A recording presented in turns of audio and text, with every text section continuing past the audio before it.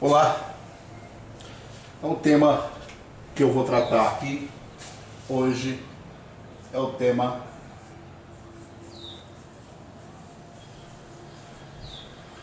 da pressão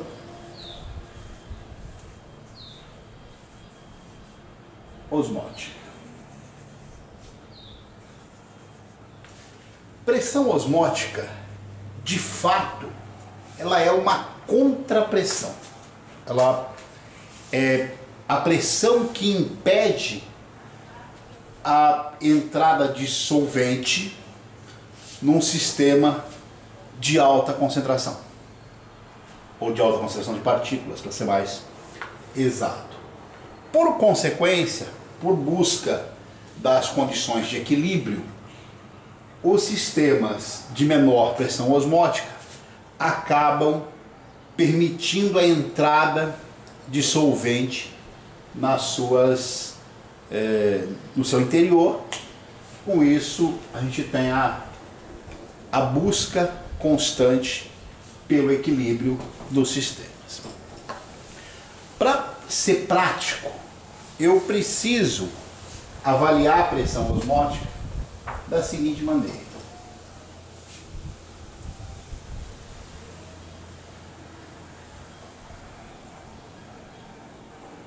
Em primeiro lugar, eu preciso de dois ambientes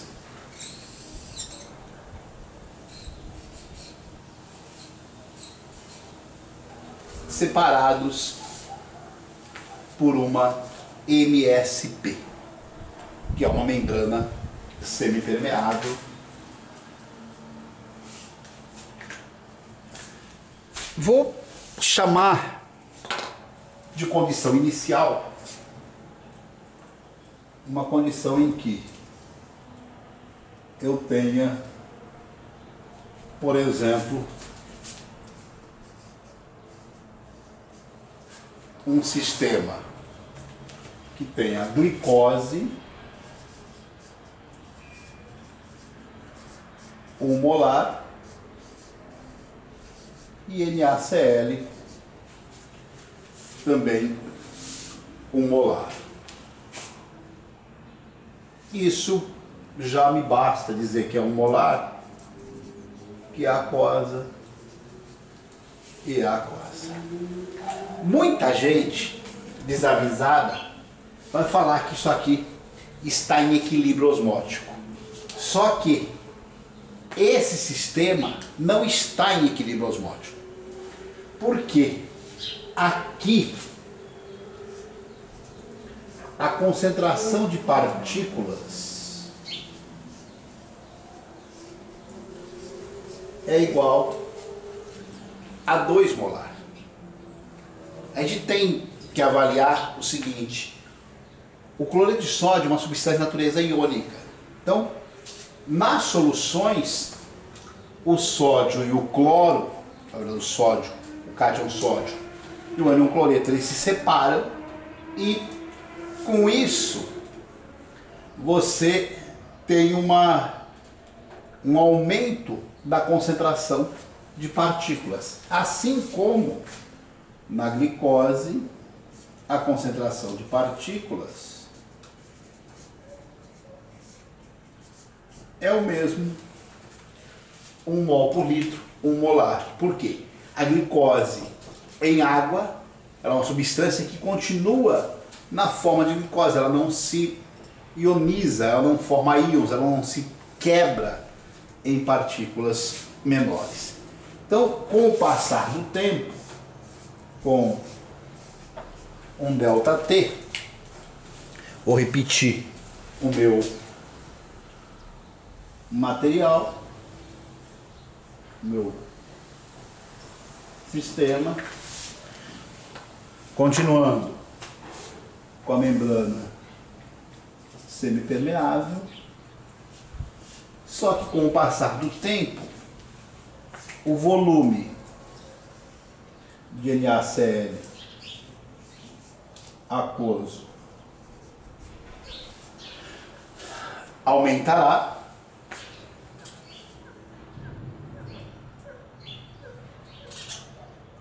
o volume da solução de glicose diminuirá.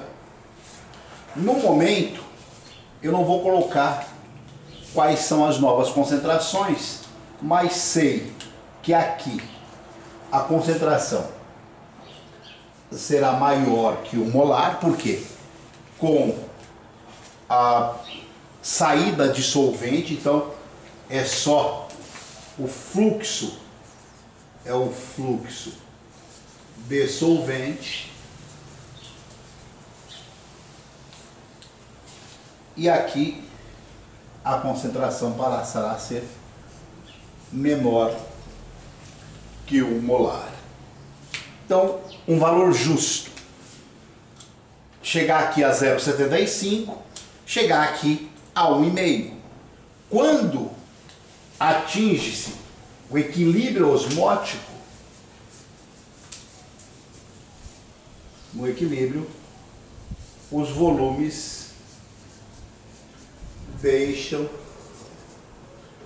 de variar. E aí, entrando numa seara do equilíbrio químico, não necessariamente a água passa para lá, a água que está aqui passa para lá, a água que está lá passa para cá. Isso continua a ocorrer por conta da situação de equilíbrio. O equilíbrio não é o fim do processo, mas sim o equilíbrio é a condição em que as concentrações não mais variam, que as coisas se estabilizam.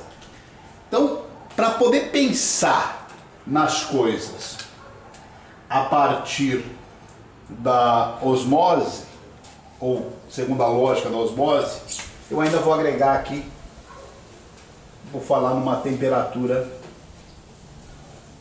fixa, porque a pressão osmótica ela é também dependente da temperatura.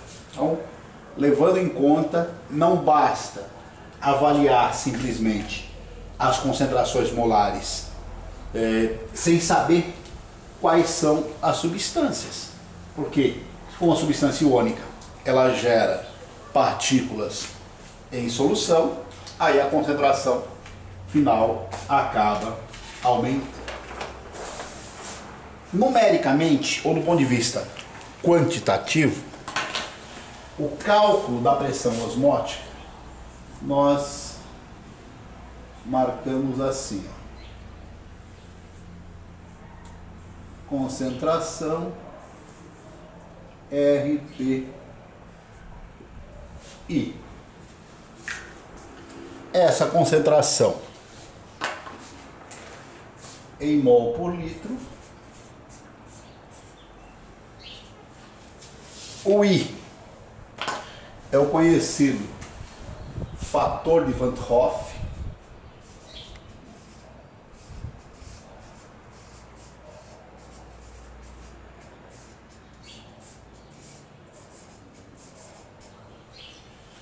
Esse fator de Van 't Hoff, ele vale 1 para substâncias não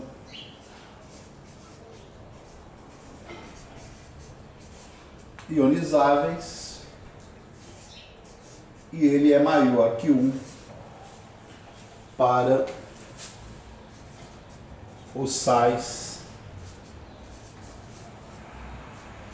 para os ácidos e para as bases. Só para constar, quando alguém precisar fazer essa continha aqui, é necessário saber de uma informação que I é igual a 1 mais alfa vezes Q menos 1, onde alfa é o grau de ionização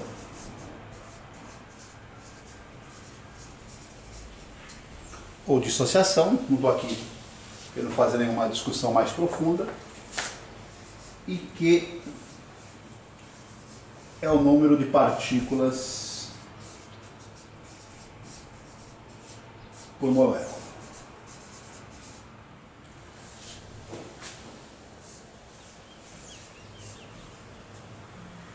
Dissolvido.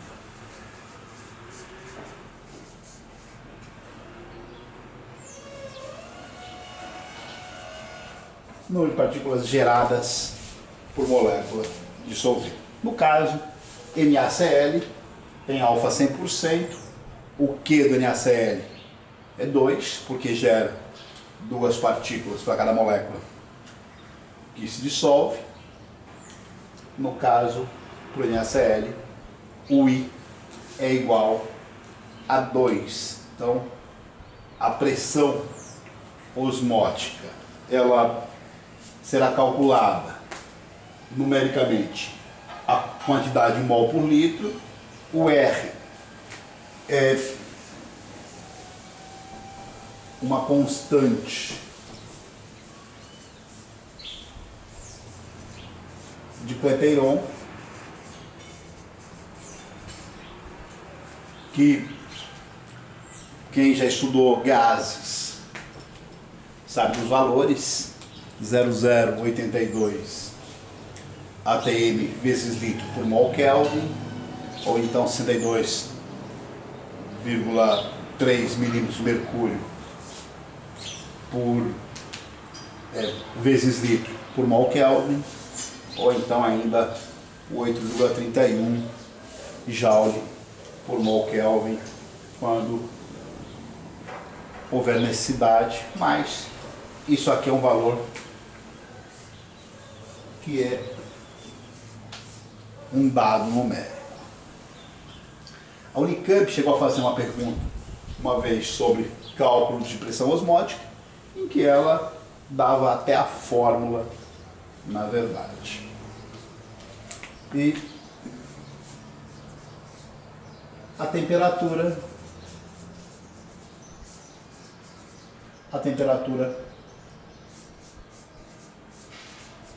é a temperatura da escala termodinâmica, a temperatura em Kelvin, só para não esquecer, Kelvin é graus Celsius mais 273. Então, se eu voltar aqui nesse sistema e fosse calcular, eu voltasse ali para calcular a pressão osmótica aqui, seria, não vou poluir aqui mais, a concentração 1 mol por litro vezes R, T e I igual a 1. Então, vou colocar pressão osmótica seria igual a 1 RT vezes 1.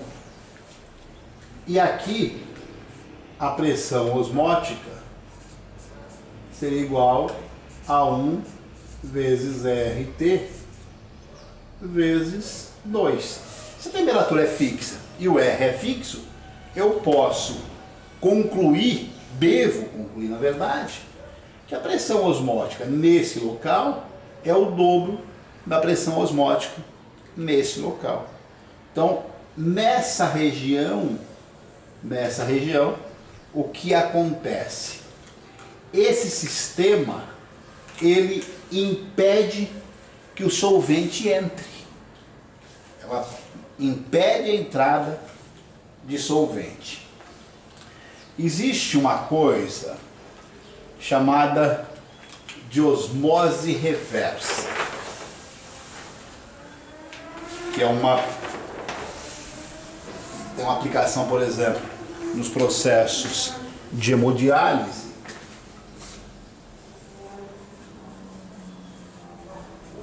Osmose reversa. Para nunca errarem sobre osmose reversa.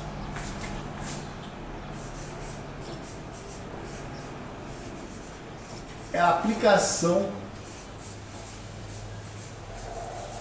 de pressão sobre o sistema de maior pressão osmótica, Pi ou maior pressão osmótica, como escrever? Pi osmótica,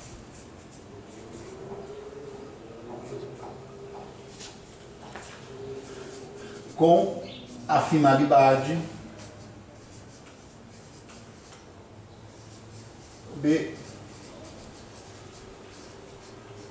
permitir a entrada de solvente. Então, como eu disse no começo, pressão osmótica é uma contrapressão. O senso comum acha que para fazer pressão osmótica tem que jogar a pressão,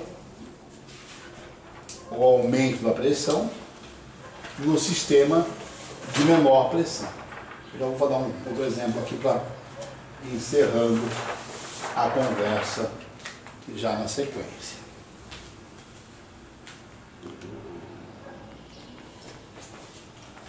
Então, se porventura você conseguir aplicar uma pressão nesse sistema aqui, solvente vai sair, solvente vai sair daqui e vai para lá. Então, essa situação, eu acho que eu escrevi uma coisa equivocada aqui.